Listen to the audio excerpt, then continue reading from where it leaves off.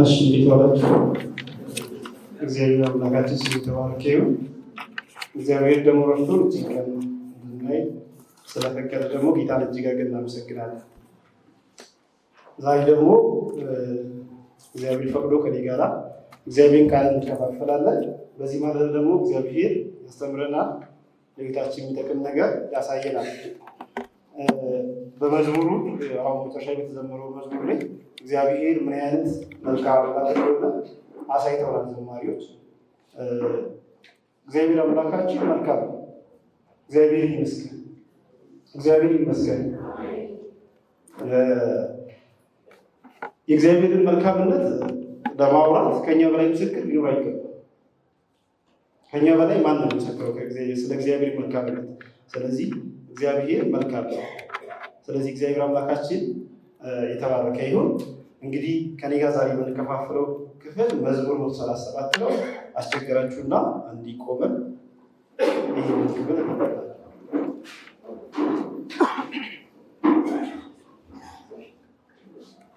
መዝሙር 137 ከቁጥር 1 ጀምሮ በአዲሱ መንገድ ተርጉሞ ማነበው።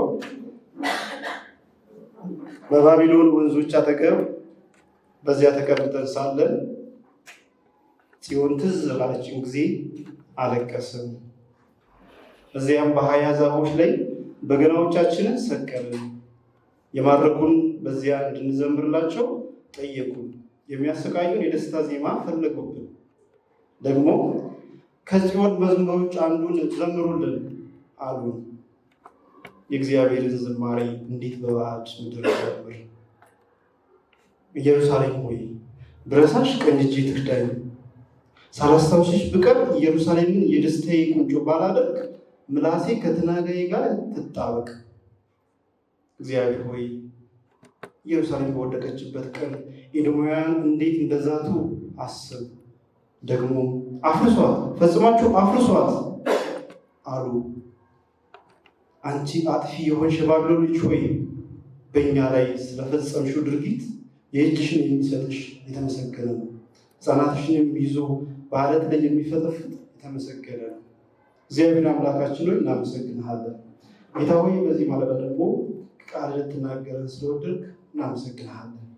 ጌታ ሆይ በዚህ ክፍል ደግሞ ጌታ ሆይ በጭንቅ ውስጥ ያሉትን፣ በችግር ውስጥ በታላቅ ሐዘን ውስጥ ያሉት ስለአንተ ወደ አንተ የጸለዩትን በአንተ ላይ ያሳዩትን መታመን እናይበት ክፍል ነውና በዚህም ቃልህን አስተምረን ጌታ ሆይ። እኔም በዚህ ቦታ ሆኜ ስናገር ያንተን ቃል ብቻ እንድናገር ጸጋህ እንዲያግዘኝ እለምንሃለሁ።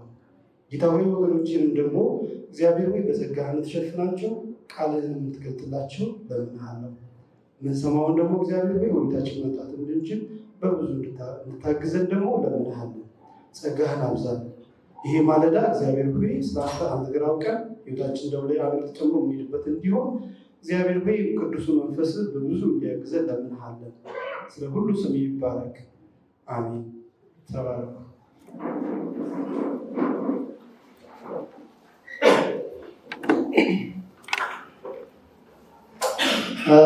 እንግዲህ ዛሬ የምካፈለው መዝሙር 137 እጅግ አሳዛኝ የሆነ ከመዝሙር ክፍሎች አንዱ ነው።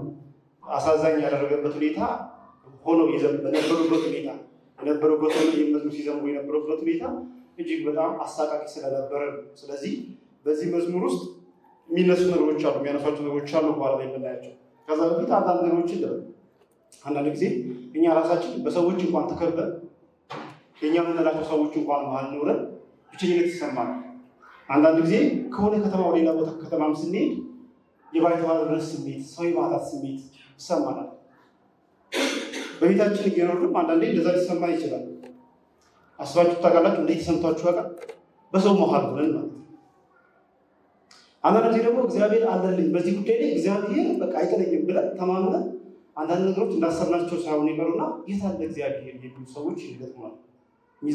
በጣም የሚዘባበቱ ሰዎች እግዚአብሔር ይላሉ ወይም ትላለች። የት አለስ ምንድን ነው ያገኘው? ቸርች ትሮጣለህ፣ እግዚአብሔር ትላለች ያለች ምንድን ነው ያገኘው እስካሁን የሚል ነገር አንዳንድ ጊዜ እንደዚህ አይነት ሰዎች ይገጥማሉ በሕይወታችን። የምር እናዝናለን።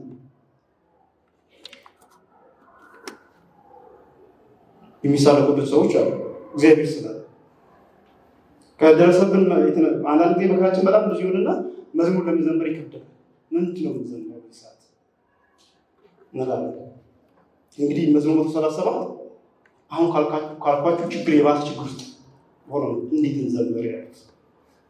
እንዴት እንዘምር ግን እግዚአብሔር በድሏልና አንዘምርለትም ማለት ነው። ከዛ በተቃራኒ ነው ደግሞ እኚህ ሰዎች የሚናፍቁት ነገር አለ። እኛም በዚህ ምድር ላይ ስንኖር እንደዚህ የሚያስብሉ ነገሮች፣ ጭንቀት ውስጥ የሚከቱ ነገሮች አንድ ነገር እንድናፍቅ ያደርጋል። መቼ ነው የእግዚአብሔር አገዛዝ፣ መቼ ነው የእግዚአብሔር መልካምነት ብቻ የሚገለጥበት ምድር ላይ ብንኖር? መቼ ነው እግዚአብሔር የሚፈርደው? መቼ ነው እግዚአብሔር ግፍና ጭቆና የሚያስወግደው እንላለን። መጽሐፍ ቅዱስ ተስፋ ስለሚሰጠን ደግሞ ያንን እናፍቃለን። እግዚአብሔር ስለምናምን ያን ቀን እንድናፍቅ ያደርጋል። አሁን ባነበብነው ክፍል ላይ ክፍሉ ወደ ውስጥ ገባ ብለን ስናይ ቁጥር 1 ላይ በተለይ ይህን ክፍል 3 ቦታ ከፍዬዋለሁ። መዝሙሩን 4ኛው ክፍል የሚሆነው ክፍል 3 2 ቦታ ስለከፈልኩት 4 ይሆናል። የመጀመሪያው ክፍል ከቁጥር 1 እስከ 3 ያለው ቁጥር 1 ላይ በባቢሎን ወንዞች አጠገብ በዚያ ተቀምጠን ሳለ ጽዮን ትዝ ባለችን ጊዜ አለቀስን ይላል ቁጥር 1። እዚህ ጋር አንድ የሚነሳ ነገር አለ። የባቢሎን ወንዞች አሉ። እነዚህ ወንዞች መልካም የሚባሉ ወንዞች ናቸው። በዚህ ሰዓት ግን የእስራኤላውያን የተቀመጡበት አቀማመጣቸው ደግሞ በምርኮ የተወሰዱበት ምንድን ነው ታሪኩ እዚህ ጋር ያመጣቸው ከተባለ እስራኤል እግዚአብሔርን ከበደሉ በኋላ እግዚአብሔር ለብዙ መቶ ዓመት ነቢያትን እየላከ ተመለሱ ተመለሱ ተመለሱ ቢላቸው እምቢ በማለታቸው ይማረካል፣ ተማርከው ይወሰዳል። እንግዲህ የመጀመሪያ የታች የላይኛው የሰሜኑ ክፍል በአሶር ይማረካል። ሁለተኛ ላይ አሁን የምናገኛቸው ደግሞ በባቢሎን የተማረኩ ናቸው። እነዚህ ሰዎች እግዚአብሔርን ባለመታዛቸው የእግዚአብሔርን ሕዝብ በተደጋጋሚ በማፍረሳቸው እግዚአብሔር ለምኖ ነቢያትን ልኮ ምን ብሎ አልሰማ ብለው የተማረኩ ሰዎች ናቸው። በኃጢአታቸው ምክንያት ምርኮ ውስጥ የገቡ ሰዎች ናቸው። ምርኮ ግን እንዳሰቡት አይደለም። በጣም አስታቃቂ ነው። የሰቆቃወ ኤርምያስ የምታነቡ ከሆነ በደንብ ይገልጸዋል። እዛ ላይ ቴሌግራም ግሩፕ ላይ ዶክተር ሞገስ አስጠንቶናል እና እዛ ላይ አይታችሁ ከሆነ የደረሰባቸው ስቃይ ለመናገር የሚሰቀጥጥ ነው። ልጆቻቸው እያዩ ይገደላሉ። ፊታቸው ነው የሚገደሉት። እንደ ከብት ነበር የሚነዱት። እንደ ሰውም አይቆጠሩም። በጣም ከሰው ዝቅ ተደርገው ትሪት ተደርገዋል። እንደዚህም ሆኖ ይሄ ሁሉ አልበቃ ብሎ ከምድራቸው ደግሞ ነቅለዋቸዋል። ከምድራቸው ነቅለዋቸው የማያውቁት ባዕድ ሀገር ወስደዋቸው ከዛ ደግሞ ይሳለቁባቸዋል። ስለዚህ የባቢሎን ወንዞች አጠገብ ነን ሲሉ ከሀገራቸው ወጥተው የወጡትም ደግሞ ለምሳሌ አሁን በእኛ ሀገር ወይም አሁን ባለው ሁኔታ ከሀገር ይወጣል ሰው የተሻለ ህይወት ፍለጋ፣ ስራ ፍለጋ ምናምን ይወጣል። እኚህ ሰዎች እንደዛ የወጡ ሰዎች አይደሉም። ተመቻችተው ከሚኖሩበት የመጨረሻ ተስፋ ካደረጉባት ከኢየሩሳሌም በግድ ለዛውም ልጆቻቸው የተገደሉ፣ እየተገረፉ፣ እየተሰቃዩ የሄዱ ሰዎች ናቸው። ስለዚህ ስቃዩ አለ። ከዛ ደግሞ የማያውቁት አካባቢ ደግሞ ተቀምጠዋል። እዚህ ቁጭ ብለው አዝነው ቁጭ ብለዋል። ግን ትዝታ አለባቸው። አሁን ይሄ ሀዘኑ፣ ጭንቀቱ፣ ይሄ ደስታ ማጣቱ፣ የአካባቢው መቀየር ምኑ እንዳለ ሆኖ በዚህ ውስጥ ግን አንድ ነገር ትዝ ይላቸዋል። እሷም ጽዮን ትዝ ትላቸዋለች። ኢየሩሳሌም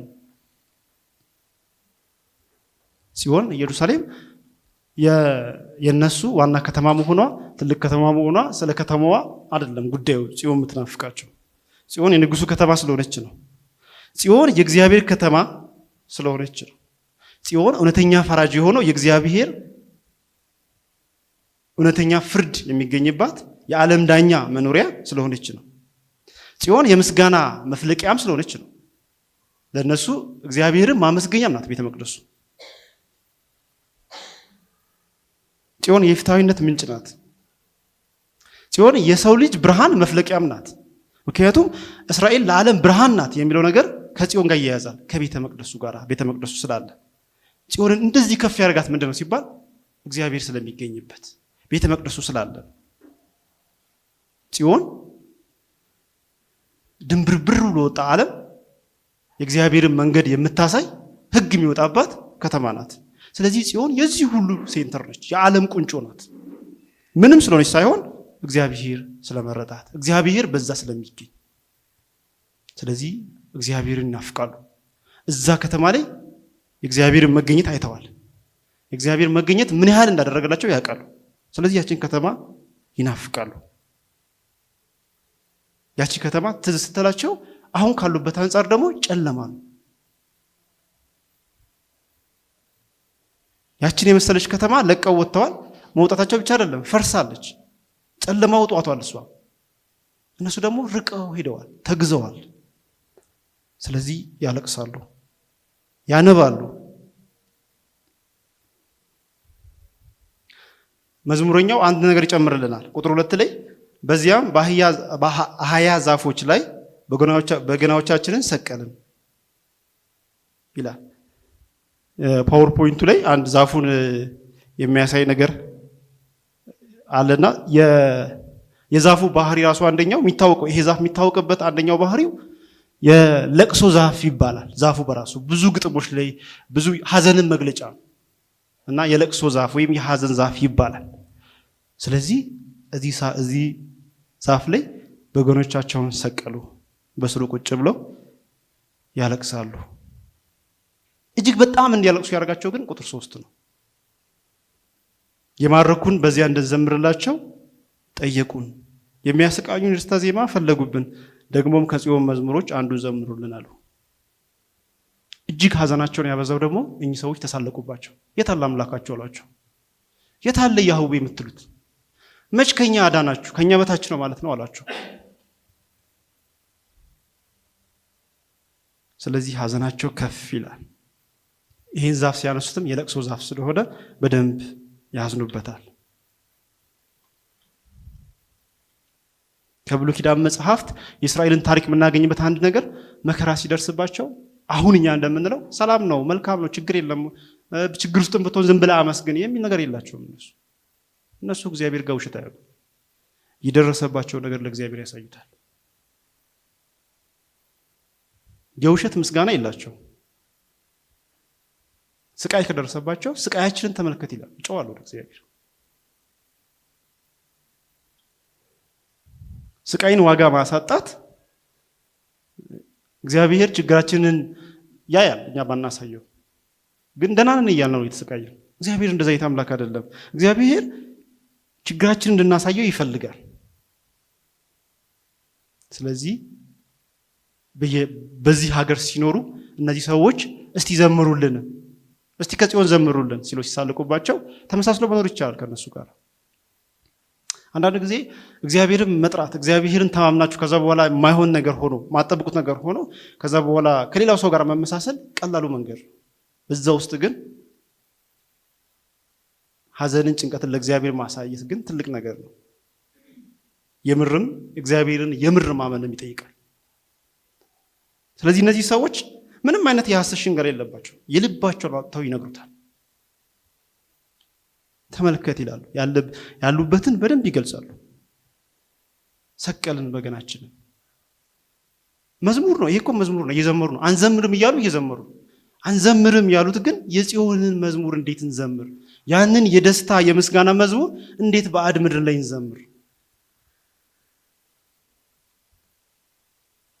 እንደዛ ከሆነ አሁን ካለው ሲስተም ጋር ከገቡት ገባለ መመሳሰል ነው ማለት። ከዘመሩት በቃ ተመሳሰሉ ማለት ይረሱታል። ጽዮን ይረሳሉ፣ እግዚአብሔር መገኘት ይረሳሉ፣ ከኖርማል ሆኖ ከሰው ጋር ይቀጥላሉ ማለት ነው። የነህምያ መጽሐፍ ላይ ስታዩ ነህምያ ልክ ሲመለሱ ነዝራም ነህምያም ሲመለሱ የተመለሱ ሰዎች አሉ። የተመለሱ ሰዎች የሚያለቅሱ ሰዎች ናቸው። ስለ ጽዮን የሚያለቅሱ ሰዎች መቀመጥ አልቻሉም። ተመልሰው ይመጣሉ ጽዮንን ለመገንባት ከተማዋን። ስለዚህ ካለው ስቃይ ካለው ችግር ለመውጣት መጀመሪያ ስቃይን ከፍ አድርጎ ወደ እግዚአብሔር መጮህ ያስፈልጋል። ማስታወስ ያስፈልጋል። ስቃይ ትክክል እንዳልሆነ ደጋግሞ ማሰብ ያስፈልጋል። በስቃይ ውስጥ ተመቻችቶ መቀመጥ ስቃይ ጋር መስማማት ከሚያስቃዩ ጋር እንደ መስማማት ይቆጠራል። ስለዚህ እነሱ አይፈልጉም። ያን አንዘምርም፣ የጽዮንን መዝሙር አንዘምርም።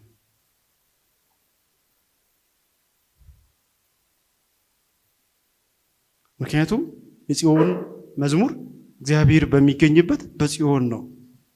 የጽዮን መዝሙር ምስጋና ነው። እግዚአብሔር ላደረገላቸው ነገር ከልብ የመነጨ እውነተኛ ምስጋና ነው የሚዘምረው ለእግዚአብሔር፣ የማስመሰል ምስጋና አይደለም። ከእግዚአብሔር በላይ ቅርብ የለም። እንግዲያውስ ለምንድን ነው የሚዋሸው? የደረሰባቸው ለእግዚአብሔር ይነግሩታል፣ ያሳዩታል።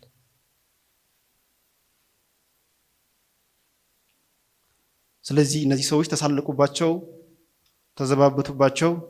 እነሱ ግን አንዘምርም አሉ። የጽዮንን መዝሙር ለእናንተ አንዘምርም። የጽዮን መዝሙር ለእግዚአብሔር በማደሪያው የሚጸለይ መዝሙር ነው።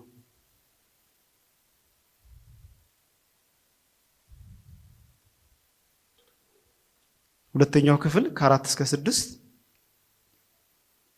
የእግዚአብሔርን ዝማሬ እንዴት በበዓል ምድር እንዘምር። ኢየሩሳሌም ሆይ ብረሳሽ ቀኝ እጄ ትክዳኝ። ባላስታውስሽ ብቀር ኢየሩሳሌምን የደስታዬ ቁንጮ ባላደርግ ምላሴ ከተናጋዬ ጋር ትጣበቅ።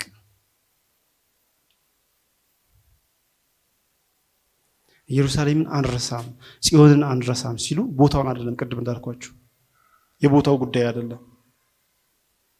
ኢየሩሳሌም የእግዚአብሔር መገኛ ስለሆነች ነው። ኢየሩሳሌምን አንረሳም ስንል ቤተ መቅደሱን እያሰቡ ነው።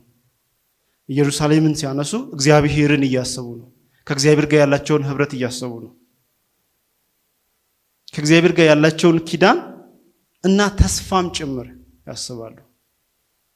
ስለዚህ ተስፋውን አንረሳም። እግዚአብሔር የሰጠንን ተስፋ አንረሳም። እንግዲህ እነዚህ ሰዎች ዘምሩልን የሚሏቸው ከዛ እግዚአብሔርን እንዴት ነው እግዚአብሔርን በቃ ብትተውቱስ አይነት ነገር ምን አዳናቸው? ምን አተረፋቸው? ይሄ እየተዘባበቱባቸው ምን አደረገላቸው? ስለዚህ እንደቀላል አያዩትም። ይሄንን የጽዮን ትዝታ አለባቸው። ጽዮንን ከትዝታችን ውስጥ አናውጣም አሉ። ትዝታ ምንድን ነው?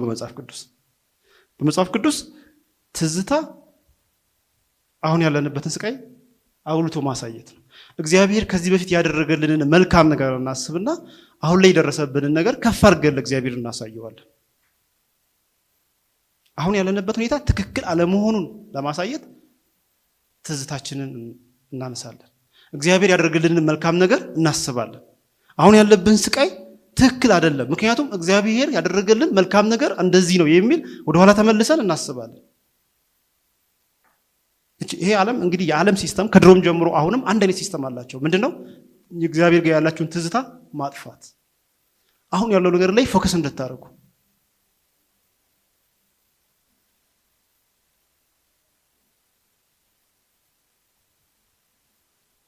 ይህን ችግር ለመወጣት ትልቁ ነገር በትዝታ ውስጥ መኖር ነው።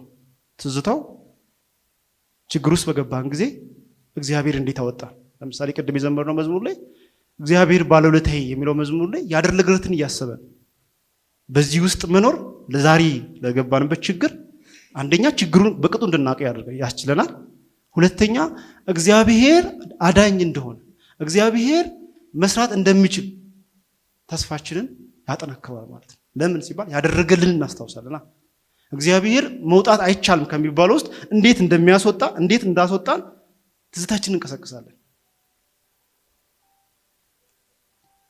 ስለዚህ ኢየሩሳሌምን አንረሳም ሲሉ እግዚአብሔር ያደረገላቸውን ያንን መልካሙን ጊዜ ከእግዚአብሔር ጋር ያሳለፉትን ህብረት አይረሱ።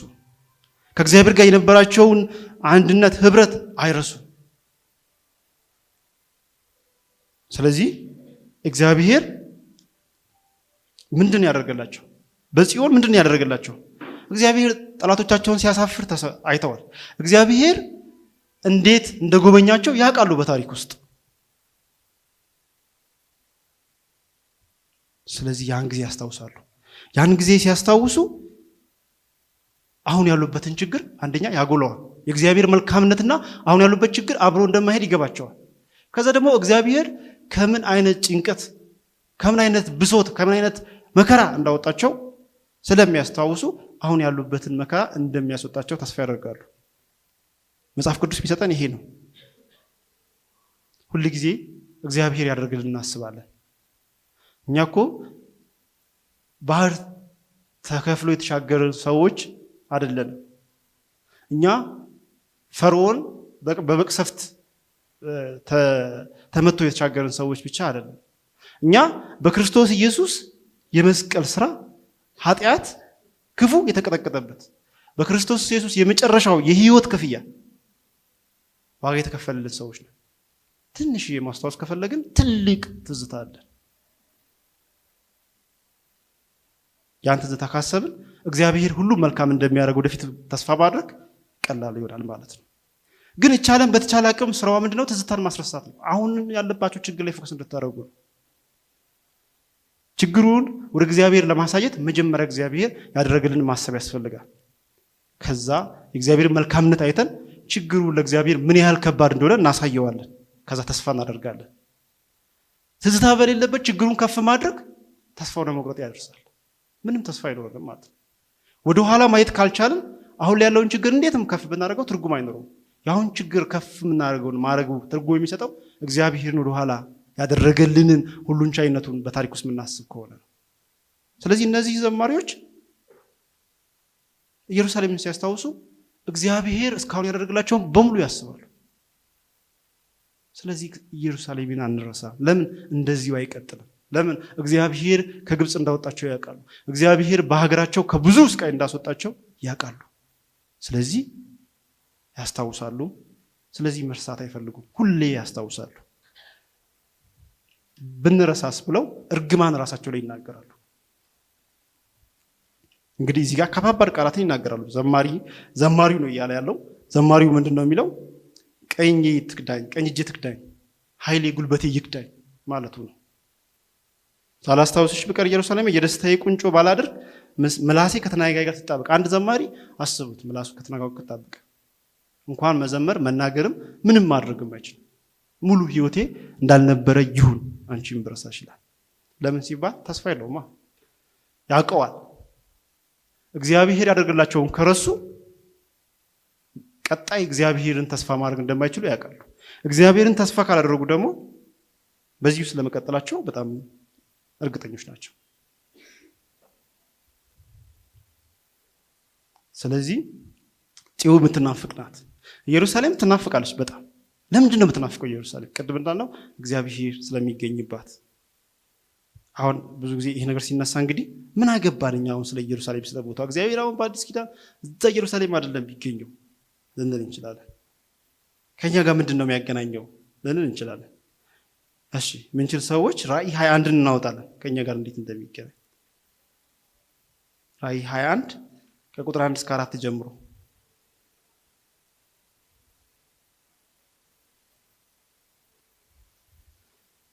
ከዚህ በኋላ አዲስ ሰማይና አዲስ ምድር አየሁ።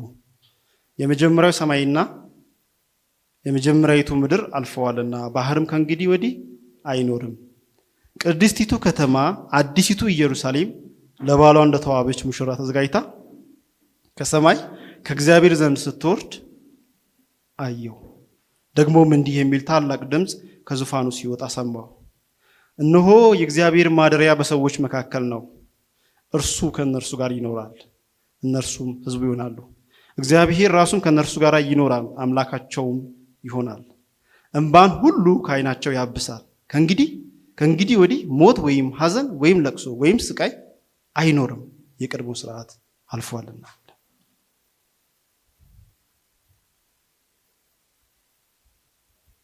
ኢየሩሳሌም የእግዚአብሔር ከተማ አይደለች? ቅድም እንዳልነው እግዚአብሔር የሚገኝባት አይደለች? እግዚአብሔር ሲገኝ ለቅሶ የለም፣ ሐዘን የለም። የእግዚአብሔር ከተማ ላይ አንዳንድ ጊዜ ገብተናል፣ ደርሰናል፣ ከዚህ በኋላ ምንም እንትን አያስፈልገንም፣ ተስፋ የለንም ምናምን ልንል እንችላለን። አይደለም። የቅርብ ዘመድ ሆይ ሲሞትባችሁ፣ በጣም ተስፋ ያርጋችሁ ነገር ሲከዳችሁ፣ በጣም ችግሩ ስትገቡ ሐዘን ለቅሶ ምን እንደሆነ ይገባችኋል።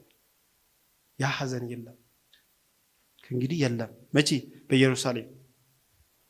በየትኛዋ ኢየሩሳሌም? በእውነተኛዋ ኢየሩሳሌም፣ ከሰማይ በምትወርደው እግዚአብሔር በሚገዛበት በዛ የለም። ስለዚህ እሷን እናስባለን፣ እሷን እናፍቃለን። በመከራችን ሁሉ ያችን እውነተኛዋን ኢየሩሳሌም፣ መከራ የሌለባትን ኢየሩሳሌም እያሰብን ወደፊት እሷን ተስፋ እያደረግን አሁን ያለውን ስቃያችንን እንታገሳለን። እግዚአብሔር ላይ ተስፋ እናደርጋለን። እውነት ነው። እኛ በኃጢአታችን ምክንያት እንደ ኢየሩሳሌም እንደ እስራኤላውያን ምርኮ ውስጥ የገባን ሰዎች አይደለም። እግዚአብሔር ከምርኮ አውጥቶናል ከሰይጣን ምርኮ። ግን አንድ የሚያመሳስለን ነገር ግን ስቃይ በሞላበት ምድር ውስጥ ነው የምንኖረው። እግዚአብሔር መከራን ስቃይ ለአንዴና ለመጨረሻ ጊዜ ባላጠፋበት ምድር ውስጥ ነው የምንኖረው። ለዛ ነው ስትወጡ የምታዩት ነገር ያስጠላል። እኛ ላይ የሚደርስብን ሌሎች ላይ የሚደርስባቸው ነገሮች ያስጠላል። ለምን እንላለን? እግዚአብሔር ሆይ አንተ ያለ ይሄ ሁሉ መከራ ለምን?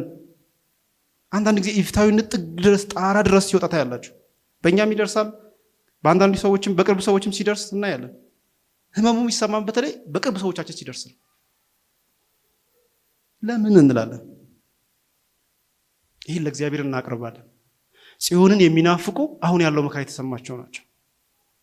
አሁን ያለው ስቃይ የተሰማቸው ጽዮንን ይናፍቃሉ። ምክንያቱም በጽዮን ይሄ መከራ የለማ፣ አሁን የምናየው ችግር የለማ።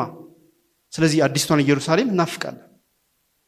እግዚአብሔር የሰጠን አዲስቷ ኢየሩሳሌም መከራ የሌለበት፣ እንባ የሚታበስበት፣ ለቅሶ የሌለበት፣ ሐዘን የሌለበት። ስለዚህ እሷን እናፍቃለን። ምድርና ሞላዋ በምን ተይዛለች? በክፉ ተይዛለች። ምድር በክፉ ተይዛለች። ይህ ዓለም በክፉ ተይዟል ይለናል ወንጌል። ከዚህ በክፉ ከተያዘው ዓለም እግዚአብሔር ይህን ክፉ የተያዘውን ዓለም የሚያሸንፍበትን ጊዜ፣ እግዚአብሔር በሙሉ የሚያስተዳድርበትን ጊዜ እናፍቃለን። ይሄ የግዞት ሀገር ነው። እውነት ነው። እግዚአብሔር ነፃ ወጥቶናል፣ ግን ትግሉ እስካሁን አለ። ይሄ የግዞት ዓለም ግን ሙሉ ለሙሉ የሚጠፋበት ጊዜ ግን ከፊታችን ይጠብቀናል። መሲሁ የሚነግስበት፣ ብቻውን የሚነግስበት፣ ክፋት የሚጠፋበት ይጠብቀናል። ስለዚህ እሱ እናፍቃለን። ምንድነው ትዝታችን? ይህን ለመናፈቅ የመስቀሉ ስራ፣ እስካሁን የረዳን እግዚአብሔር፣ እስካሁን ያደረሰን፣ እስካሁን በመከራዎቻችን ሁሉ እግዚአብሔር እዚህ ያደረሰን እግዚአብሔር ትዝታችን ነው። መከራችን ውስጥ እሱን እናስታውሳለን። አሁን ያለውን ስቃይ እንነግረዋለን ለእግዚአብሔር፣ እንጮሃለን፣ እንለቅሳለን። ከዛ ደግሞ ብሩህ ተስፋ ይጠብቀናል። እግዚአብሔር የሚገዛበት፣ እግዚአብሔር ብቻውን የሚያስተዳድርበት፣ ክፉ ለአንዴና ለመጨረሻ ጊዜ የሚወገድበት፣ ለቅሶ ጩኸት የሌለበት ይጠብቀናል። ስለዚህ አዲሱን ኢየሩሳሌም እናፍቃለን። ከ7 እስከ 9 ያለው ቀጣይ ክፍል እግዚአብሔር ሆይ ኢየሩሳሌም በወደቀችበት ቀን ኤዶማውያን እንዴት እንደዛቱ አስብ፣ ደግሞም አፍርሷት፣ ፈጽማችሁ አፈራርሷት አሉ። አንቺ አጥፊ የሆንሽ የባቢሎን ልጅ ሆይ በእኛ ላይ ስለፈጸምሽው ድርጊት የእጅሽን የሚሰጥሽ የተመሰገነ ነው፣ ሕፃናቶችንም በዓለት ላይ የሚፈጠፍጥ የተመሰገነ ነው። እንግዲህ ይሄ ክፍል ስታነቡት ይከብዳል። በተለይ መጨረሻ ላይ ሕፃናቶችሽን ስለሚፈጠፍጥ ስለሚል ይከብዳል። ይሄ በተለይ ሰቆቃውን ስታነቡ ሌሎች ክፍሎች ላይ እስራኤል ልክ ሲማርኳቸው፣ እነሱ ሲማርኳቸው አንድ ያደረጉት ነገር ይሄ ነው። አንደኛው የጦርነት ባህሪ ሕፃናትን እንደዚህ ማድረግ ነውና ኤግዛክትሊ እነሱ እያንዳንዱን ምጽአት እግዚአብሔር ይፈጣፍጣል አይነት ነገር ሳይሆን መዝሙር ስለሆነ እያለው ያሉት ምንድነው እነሱ እንዳደረጉብን የሚያደርግብሽ እግዚአብሔር ለማለት ነው። አሁን ይህን ክፍል እንግዲህ አንስተን እንዴት ነው ለኛ የምናመጣው? ይሄ ነገር ግን እንዴት ነው በአዲስ ኪዳን እንደዚህ አይነት አገላለጽ አለው ወይ ለሚለው አሁን ቁጭ ብለን ስናወራ የለም ማለት ይሄ ደስ የሚል ነገር አይደለም። በቀልን እግዚአብሔር እንትን እንዲበቀል ማድረግ ምናምን ደስ የሚል ነገር አይደለም። በዛ ውስጥ ላለ ሰው ግን አንድ ነገር ትርጉም አለው። ይሄ ጩኸት መከራና ችግር እስከ ጥግ ለጠገበ ህዝብ ነው። መከራና ጩኸት ኢፍታዊነት በጣም ከአቅም በላይ ለሆነበት ህዝብ የበቀል ጥያቄ ነው። ይህን ክፍል አይታችሁ ከሆነ እግዚአብሔርን እንዲበቀል መጥራት እንጂ እኔ እበቀላለሁ ማለት አይደለም። እኔ ላድርግ ማለት ሳይሆን እግዚአብሔር ተበቀልልን የሚል እኔ አክሽን ወስዳለሁ ሳይሆን እግዚአብሔር አንተ ተበቀልልን የሚል ጩኸት ነው። እግዚአብሔር እንደዚህ አይነት ጨለማ ውስጥ የገቡ ሰዎችን ቃል እየሰነጠቀ እንዴት እንደዚህ ያላችሁ የሚል አይደለም። እግዚአብሔር የኛን ቃላት አይደለም ጉዳዩ፣ እሱ የልባችን ጩኸት ነው። የደረሰብን መከራ ነው። መከራው የተገለጸበት መንገድ ግን እንደዚህ ነው። አሁን ይሄን ለሰው አትሉትም። እነሱ ለሰው አይሉትም። ይሄንን እኮ ጠላቶቻችን ምናምን ብዙም አይሉትም። ለእግዚአብሔር ግን ውስጣቸው ያለውን ይሄን በቀል ይነግሩታል። እግዚአብሔር እንደዚህ አምላክ ነው። እንደዚህ አይነት አምላክ ነው። እግዚአብሔር እንደዚህ በጣም ጨለማ በሆነ ስሜት ውስጥ እንኳን ሆነን ጨለምተኝ ልም ያሉ ጨለማ ሐሳቦቻችንን እንኳን ስንነግረው ከዛ ውስጥ ህመማችንን አንደርስታንድ የሚያደርግ ህመማችንን የሚረዳ አምላክ ነው። ተበቀል ግደልልኝ እስከመቼ ድረስ ስንል እሱ የሚረዳው ህመማችን የደረሰብንን ስቃይ ይረዳል። ስለዚህ እግዚአብሔር የሆነ ቃላትን እንትን እያልን የውስጣችንን በውስጣችን ጥሩ ለእግዚአብሔር ምንለው አምላክ አይደለም። ጩኸታችንን ንዴታችንን ተበቀልልን ብለን ብንነግረው እንኳን የሚሰማው እሱ የደረሰብን መከራ ነው። ይሄ የበቀል ጩኸት የመጨረሻ ፍርድ አይደለም። በቃ ይፈረድ እንደዚህ ምናምን አይደለም። ጩኸት ነው፣ የስቃይ ጩኸት ነው።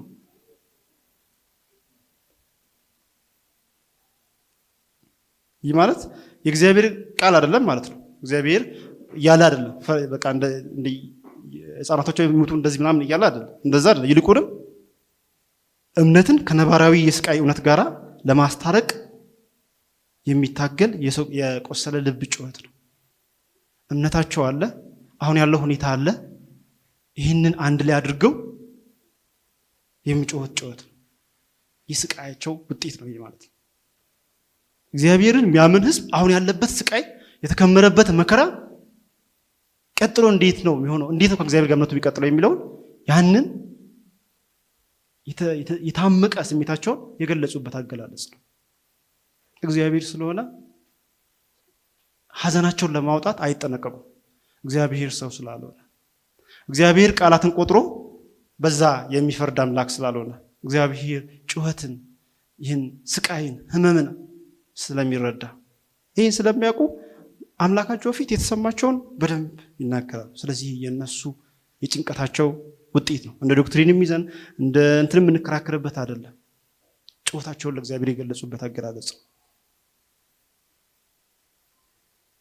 የእግዚአብሔርን የመጨረሻ ፍትህና የበቀል እርምጃ በራሳችን እጅ ከማድረግ እንድንቆጠብና በእግዚአብሔር ጊዜና በመንገዶቹ ላይ መታመን እንደሚያስፈልገን ይጠቁማሉ እንደዚህ አይነት ቴክስቶች።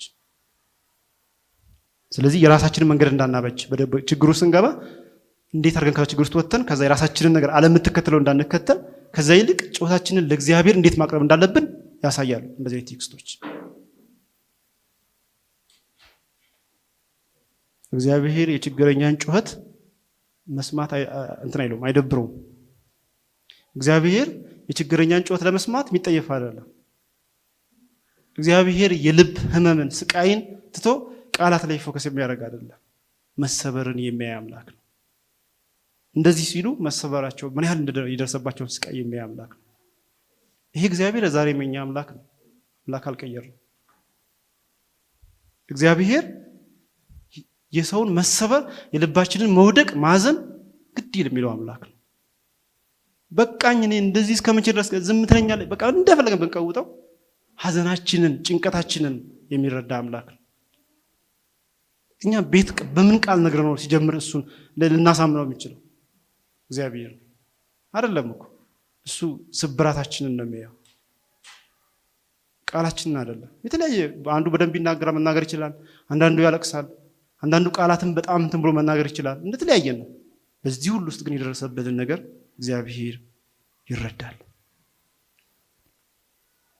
የመጨረሻው ክፍል እንግዲህ በግዞት ውስጥ የእግዚአብሔርን ተስፋ መሻት ነው። እነዚህ ሰዎች ግዞት ውስጥ ናቸው፣ ግን አይታችሁ ከሆነ መጨረሻ ላይ የሚበቀልን አምላክ የተመሰገነ ነው ብለው ተስፋ ያደርጋሉ። አይቀርም፣ እንደሚበቀላቸው በጣም እርግጠኛ ናቸው። ይሄ ሁሉ መከራ አለ፣ ግን ተስፋ አላቸው። ኢየሩሳሌምን ያረሱበት ምክንያት ለምንድን ነው? እንደሚመልሳቸው ያውቃሉ። እግዚአብሔር ተስፋ እንደሚሰጣቸው ያውቃሉ። ስለዚህ በዚህ በአስቸጋሪ ሁኔታ እንኳን ሰዓት እንኳን ተስፋ አይቆርጡ። በዚህ ጭንቀት ውስጥ እንኳን ተስፋ አይቆርጡ። ስለዚህ እግዚአብሔር ለሰው ልጅ ስቃይና መከራ ግድ የለሽ አይደለም፣ በራሱ ጊዜ ይሰራል። ስለዚህ ተስፋ እንድናደርግ ያስፈልጋል። የእስራኤላውያን በተለይ እነዚህ ዘማሪዎቹ እንግዲህ የቤተ መቅደስ አካባቢ ሰዎች ናቸው። በተለይ መዝሙር ላይ የምናገኛቸው ብዙዎቹ ለምን የሚሉ ናቸው። ሁሉ ጊዜ እግዚአብሔር የሚጠይቁ ናቸው። በእንትን ውስጥ ራሱ ሆነው በሐዘን ውስጥ እንኳን ሆነው እግዚአብሔር ሆይ እስከመቼ የሚሉ እግዚአብሔርን ተስፋ የሚያደርጉ ናቸው ብዙዎቹ። ይህም ዘማሪ እንደዛ ነው። ስለዚህ እነዚህ ዘማሪዎች ምንድነው የሚያደርጉት? የተተው በመሰላቸው ጊዜ፣ ዓለም ሁሉ የተደፋባቸው በመሰላቸው ጊዜ ጩኸታቸውን ለማን እንደሚያሰሙ ያውቃሉ። ይሄ እንግዲህ በጣም ወሳኝ የእምነት ተግባር። በተመቻቸ ጊዜ በደላ ጊዜ እግዚአብሔርን መጥራት ቀላል፣ ግን ሁሉ ነገር ግራ በገባው ሰዓት፣ ሁሉ ነገር ድፍንፍን ባለ ሰዓት፣ ጭልም ባለ ሰዓት እግዚአብሔርን ተስፋ ማድረግ ግን እምነት ይጠይቃል። በዚህ መዝሙር እንግዲህ ሐዘናችንን፣ ቁጣችንን፣ ጥርጣሬያችንን ወደ እግዚአብሔር ማምጣት እንዳለብን በደንብ ይገልጽናል። የምር እውነተኛ ማንነታችን ነው ለእግዚአብሔር ማቅረብ ያለብን። ሐዘን ውስጥ ከሆን ሐዘናችንን ለእግዚአብሔር ልነግረው ያስፈልጋል። ለምን ሲባል ምንም ብለን ሐዘናችንን ብንገልጥ እግዚአብሔር እንዴት ነው አሁን ሰው አዝናችሁ ሰው ላይ ስትናገሩ ሰው ልታሳዝኑ ትችላላችሁ አይደል? ሰው ልትሰብሩ ትችላላችሁ። ሰው ውስን ስለሆነ። እግዚአብሔር እንደዛ አይደለም። እግዚአብሔር ከዛ ውስጥ ህመማችንን ነው የሚረዳው። እሱ የህመማችን እውነተኛ ሐኪም ስለሆነ ዝርዝር አድርገን ነግረዋለን። የሆነውን በሙሉ እናሳውቀዋለን። እግዚአብሔር በስቃያችን ውስጥ እንኳን ከኛ ጋር ነው። ጮታችንን ይሰማል፣ እንባችንን ያብሳል። በጭራሽም አይተወንም። ደግሞ እዚህ መዝሙር ላይ እንግዲህ አንድ የምናገኛቸው ፖይንቶች፣ የመጀመሪያው እምነት ማለት ማስመሰል አይደለም። ችግር ውስጥ ገብተን ስቃይ እየደረሰብን ማመስገን ነው ያለብን አይደለም። ለእግዚአብሔር እናሳየዋለን። ለእግዚአብሔር ስናሳየው ተስፋ በመቁረጥ አይደለም። ትላንት ያገዝከኝ፣ ትላንት አብረኸኝ የነበርክ፣ በቀራንዮ ልጅህን ስለኔ ሰጠህ፣ እዚህ ያደረስከኝ አምላክ ዛሬስ እንለዋለን። አታይም ወይስ ስቃይን፣ ችግሬን? እሱ ብቻ አይደለም ደግሞ እናሻገራለን። መቼ ነው ኢየሩሳሌም የምትመጣው? መቼ ነው አዲስቷ ኢየሩሳሌም ስቃይ የሚበቃባት? መቼ ነው እንላለን። በጨለማ ጊዜ፣ በችግር ጊዜ ማንነታችንን ማስታወስ በጣም ጠቃሚ ነው። እነዚህ ሰዎች ኢየሩሳሌም ማንነታቸው ናት። ማንነታቸውን ያስታውሳሉ። ዓለም ድፍን ባለ ጊዜ በክርስቶስ ኢየሱስ የተደረገው ማንነት የሚጠብቀንን አዲስቷን ኢየሩሳሌም ማሰብ ያስፈልጋል ማለት ነው። እግዚአብሔር የገባልንን ተስፋ፣ እግዚአብሔር በክርስቶስ ኢየሱስ በኩል የሰራልንን ማንነት ማሰብ ያስፈልጋል። በዚህ ውስጥ ግን ትልቅ ተስፋ ይኖራል። መዝሙረኛው በጭንቀት በሐዘን ልቡ በተሰበረ ጊዜ በእግዚአብሔር ፊት ልቡን አፈሰሰ። ዛሬም ለእግዚአብሔር እንደዛ ነው የምናደርገው። በሐዘናችን በጭንቀታችን በእግዚአብሔር ፊት ሐዘናችንን ልባችንን እናፈሳለን። እግዚአብሔርም ይሰማል። እንግዲህ ከመዝሙሩ አንድ የምንማረው ትዝታዎቻችንን አጥብቀን እንያዝ። በክርስቶስ ኢየሱስ የተሰራልንን ስራ ለሰከንድ እንኳን መርሳት ወይም መዘንጋት አያስፈልግም። ምክንያቱም መሰረታችን እሱ ስለሆነ። ከዛ ደግሞ እግዚአብሔር ያደረገልንን ነገር እንዴት አንወጣም ብለን ከገባንበት መከራ እንዴት እንዳወጣን እናስብ። ወደኋላ ተመልሰን ያኔ እንበረታለን። ይመረው። ምክንያቱም እግዚአብሔር ያደረገልንን ስናስብ እግዚአብሔር አሁን ካለው ነገር እንደሚያስወጣ እርግጠኛ እንሆናለን። ምክንያቱም እግዚአብሔር በፍጻሜ ደግሞ ጭራሽ መከራን በሙሉ የሚያጠፋበት ጊዜ ይመጣል። እግዚአብሔር ክፉን የሚያጠፋበት ጊዜ ደግሞ ጭራሽ ከፊታችን አለ። ስለዚህ ያንን ተስፋ የምናደርግ ሰዎች ዛሬ የሚደርስብን ነገር ከዚህ ነፃ ያወጣናል፣ ያድነናል ብሎ ለማመን አይከብደንም። ስለዚህ ያደረገልን እናስባለን፣ ስቃያችንን እናሳየዋለን፣ ተስፋ እናደርጋለን ወደፊት። ሁሌ በማይረሳ በሚወደንና አንድ ቀን ወደ እውነተኛውቱ ኢየሩሳሌም መርቶ ለሚያደርሰን አምላክ በመከራችን መካከል እንኳን ተስፋ መሻት ያስፈልጋል ማለት ነው። በመከራ ውስጥ እንኳን እግዚአብሔር መርቶ ሀገራችን ያደርሰናል፣ አንቀርም። ስለዚህ እኛ የአዲስ ኪዳን ሰዎች ኢየሩሳሌም ለምንድን ነው የምናፍቀው? አዲሷን ኢየሩሳሌም ራእይ ላይ ያየናትን ያችን ኢየሩሳሌም እግዚአብሔር ለአንዴና ለመጨረሻ ጊዜ የሚነግስባትን ኢየሩሳሌም፣ እኛም ከሱ ጋር የምንኖርባትን ኢየሩሳሌም እናፍቃለን። ታዲያ እኛ መገለጫችን ምንድን ነው ሲባል አሁን ካለው ሲስተም ጋር አንስማማ። አሁን ያለውን ጩኸት እንደ ማንኛውም ሰው ኖርማል እኮ ነው፣ ቀላል እኮ ነው ብለን አናልፍም። እንጮሃለን፣ እናለቅሳለን፣ እንዴት እንላለን። አንዳንድ ጊዜ እዚህ ጎረቤታችን ሰዎች እያለቀሱ መከራ እየደረሰ እኔ ምስጋና ነው ስራዬ ብንል እኛ ኢየሩሳሌም ምን እንደሆነች አልገባንም ማለት ነው። የምር ይሄ የመከራ ጉዳይ ሊያሳስበን ይገባል ማለት ነው። የነዚህ ሰዎች ስቃይ ሊሰማን ይገባል ማለት ነው። እዚሁ ሀገራችን የሆነ ቦታ ላይ ጦርነት ሆኖ የሆነ ቦታ ላይ ምስጋና የሚዘጋጅበት ጊዜ አለ፣ ኮንሰርት የሚዘጋጅበት ጊዜ አለ። የሆነ ቦታ ላይ መርዶ እንደ ትልቅ በህዝብ ደረጃ መርዶ በሚረዳበት አዲስ አበባ ላይ ደግሞ ኮንሰርት የሚዘጋጅበት ጊዜ ነበር። ለምን ኢየሩሳሌም እናፍቃለን ታዲያ? እንደዛ ከሆነ የኛ ማመስገኛ የሆኑ ሰዎች ሲጎዱ እንደነሱ አልሆንም የሚል ከሆነ ይሄ ምስጋና አይደለም።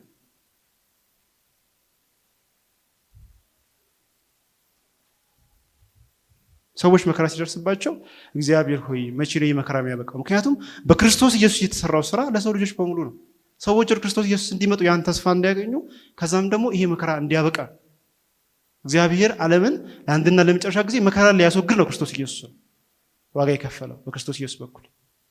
ስለዚህ ከሚያዝኑት ጋራ ማዘን ያስፈልጋል። ጌታችን ሲያስተምር ሉቃስ ወንጌል ላይ ዛሬ የሚያለቅሱ ብፁዓን ናቸው አይደል? ለምንድን ነው የሚያለቅሱት እነዚህ ሰዎች? ምክንያቱም አሁን ላይ ያለው መከራ ያዩና ያለቅሳሉ። እንደዚህ አይደለማ፣ የእግዚአብሔር አገዛዝ እንደዚህ አይደለም። ኢየሩሳሌም ምናፍቃት እኮ የእግዚአብሔርን አገዛዝ ስላለበት ነው። እግዚአብሔር ስለሚገዛ ነው፣ ክፉ ስለሚጠፋ ነው፣ እንባ ስለሌለ ነው። በእንባ ተመታችቶ የኖረ ህዝብ እንባ የሌለበት እንዴት ይናፍቃል? እዚሁ በእንባው ተስማምቶ መኖር እንጂ እንባው የቀረቀረው ሞት ያስጨነቀው ሞት ሰላም የነሳው ሞት የሌለባትን አዲስቷን ኢየሩሳሌም ይናፍቃል። ስለዚህ ዛሬም እኛ ሀገራችን ላይ ያለውን የተለያየ ትርምስ፣ ብዙ ስቃይ፣ መከራ፣ ጦርነቱን ምኑን ባየን ጊዜ እኛ ቤት እስካልመጣ ድረስ ሰላም ነው የሚል ነገር አያስፈልግም። እሱ ከኛ ይራቅ። ይልቁኑ ጌታ ሆይ አታይም ወይ? መከራችንን ተመልከት። ግዴታ እኔ ጋር መድረስ የለበትም። መድረሱም አይቀርም ዝም ካለን። ግን የሌላው ህመም እንዲሰማን ያስፈልጋል። ለምን ሲባል ህመም መወገዱ ትርጉም ይሰጣል። ህመም የሚሰማን ሰዎች ከሆነ ዛሬ ላይ ያለው ህመም የሚሰማን ከሆነ ነገ ላይ ኢየሩሳሌም ህመም የለባትም ሲል ያስፈነድቃል። በጣም የምትወዷቸው ሰዎች ሲሞቱባችሁ ምንድነው ተስፋው? ምንድነው ከዛ ቀጥሎ የምናደርገው ነገር? ሞት የሌለባትን እግዚአብሔር በትንሣኤ አዲስቷን ኢየሩሳሌም ያመጣል የሚለው ትልቅ የመጨረሻው ተስፋ ነው። በቃ የምትወዱትን ሰው አታጡ። እዛ ምድር ላይ ሀዘን የለም፣ ጭንቀት፣ ስቃይ፣ መከራ የለም። ስለዚህ እሱን ተስፋ እናደርጋለን። ስለዚህ ተስፋችንን ከፍ የሚያደርግልን አሁን ያለውን ስቃይ ስናይ ነው ማለት ነው። ስለዚህ እንደ ማንኛውም ሰው ልንመላለስ አይገባም።